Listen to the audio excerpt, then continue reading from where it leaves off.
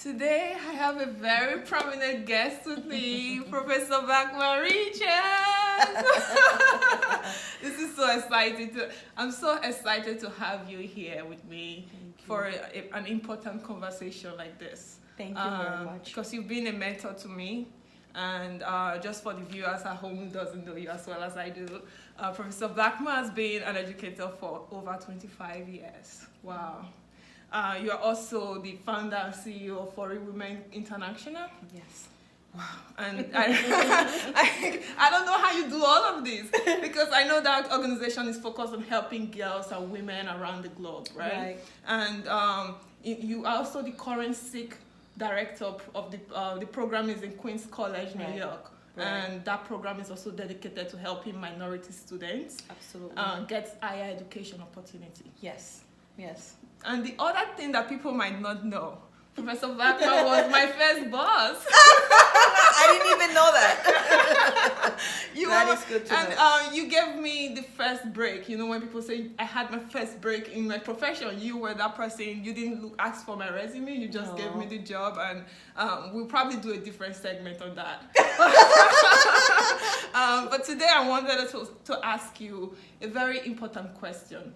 Based on all your experience dealing with people in your professional career, what do you think self-esteem means to people?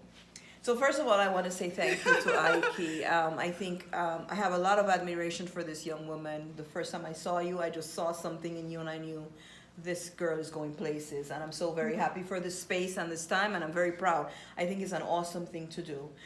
I like to think about self-esteem more as self-value, because I know when people hear the word esteem, then, you know, for different people, different strokes, different meanings. I like to use the term self-value. I think that self-value is what it is. How much do you value yourself, right? So we put a lot of value in our society on things. Yes. Right? Material things. But the thing is, how do you value yourself? And it's not in opposition of the material things, but it is regardless of whether you have them or not. How do you value you? You know, that's my haha moment. Because when when we think of value, it's always about things. It's never about what does it cost? How can I get the money to get that? Yes. Right? And when people look at you and like, who are you? They are like, what do you have? That's the question versus like, who are you as an individual? Absolutely. So it's really good to get that perspective, that self-esteem, regardless of what you have or what is around you, how you value yourself. Absolutely. And that leads me into my next question, where every time we hear self-esteem, it's always low self-esteem. People always associate it with a very negative connotation. Why do you think that is? One of the things is that we value ourselves based on what we have and what we don't have. But if we were to value ourselves for who we are, one day I may have, I'm fine. Tomorrow I might not have, I'm fine. Because the next day I may have again and I'll be fine. But we don't do that, right? We tend to, if I have this to wear, this brand, this house, this car, then I'm good. And if not, then and also, if I'm moving within these circles of friends who are also high profile people, then I'm good. I have a lot of value. But if I don't, then I'm not. We need to get to the point where we're comfortable with ourselves wherever. High, low, good, bad, it's me. We have not been taught to value ourselves. So that is why we attach our value to so many things, to people, to things, to professions, all type of things. And I'm glad we're having this conversation because I've seen situations where friends that you have become who you are. Even that's great, like your friends should always influence you, but you should never make your friends determine who you become. Absolutely. Or the value that you have in yourself. Absolutely. And that usually happens, again, going back to that, I don't know who I am. So I need you to tell me who I am. So since you're telling me that if I wear blue, I'll be like you, who I value more than me, then I'm going to wear blue. You know, it becomes a very complex thing, but it's really very simple.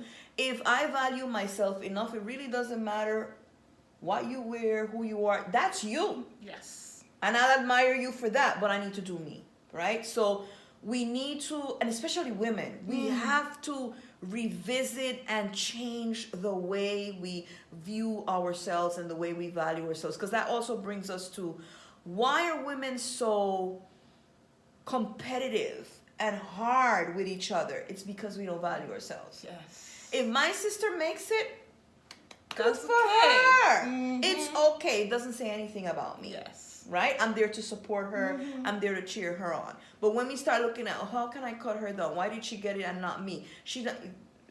Then we really don't value ourselves. Yes. Right? Yes. And I think that's a really great point, because my next question leads into that. Because I've seen low self-esteem manifest itself in two different forms.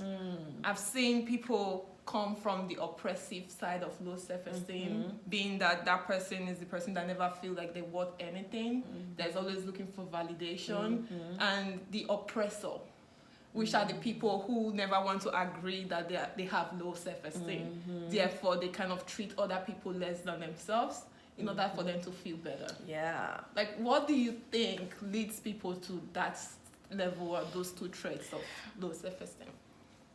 I want to suggest to you that the oppressor was one day an oppressed person. It's a cycle. So that person was one day oppressed. That's a revelation, I have to say.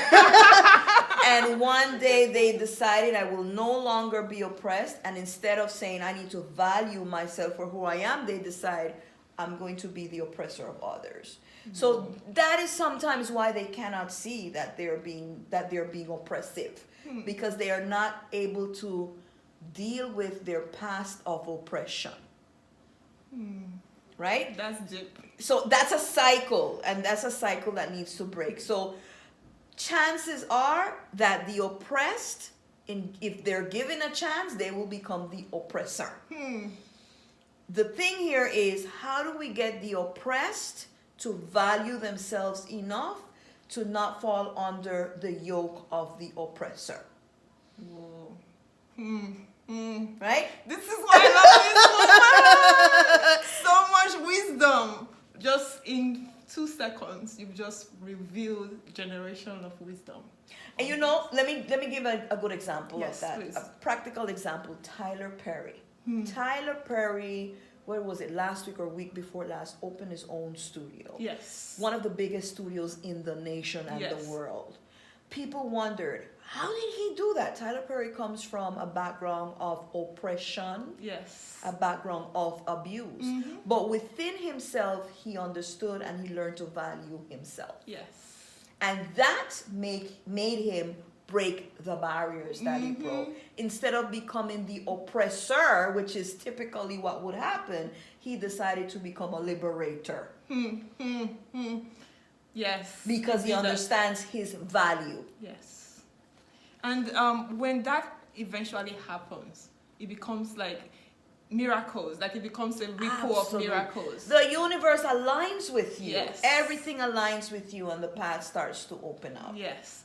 And it also, because when I was listening to that story, when he was talking about his story during this launch of his studio, it touched me in a way that I was like, wait, he has the power to get back at everyone who was against him. Absolutely. But he decided to invite them in. Absolutely. And show them how it's supposed to be done. And that is the power of understanding who you are. And it's basically, it's okay. Yes. It's okay. I don't need to do that back to you because I understand who I am. I forgive you for what you did. Now, it doesn't mean that the path becomes easy, because you have to remember that his journey was very difficult. He talks about those days when he went to do these plays and only his friends would come to the play and the place was empty. But one day things will align themselves, right? Because you're actually growing also, right? You are honing into your skills. You're becoming better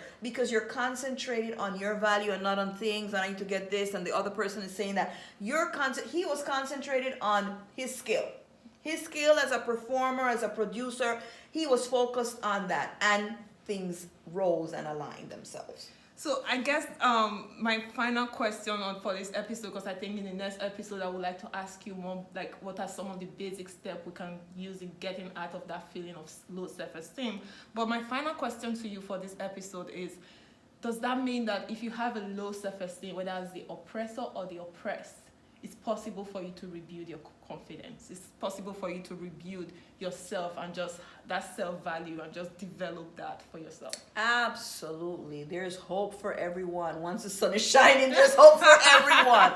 Absolutely. Yes. But there's an important word here. You need to self-reflect.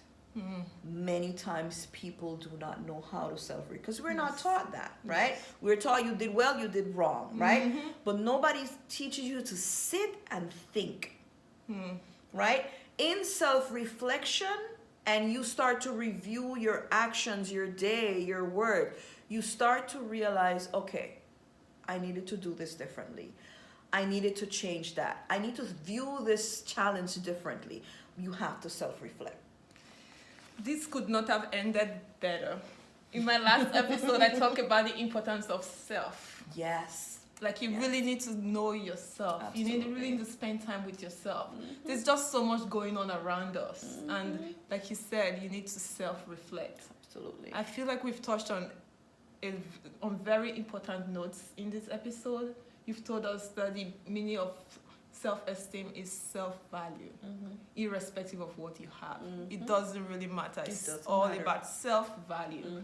And it's not dependent on who you have as friends. The relationship you keep is all about you valuing yourself just as you are. Right. You also showed that it doesn't matter what have been done to you. The goal is to reach a point where you understand yourself, right, rather than being the oppressor. That is our lifelong goal: learning to value me and learning to understand me. Thank you so much, Professor Blackman, for having this conversation. Thank you. And I look forward to speaking with you in the next episode. Thank you.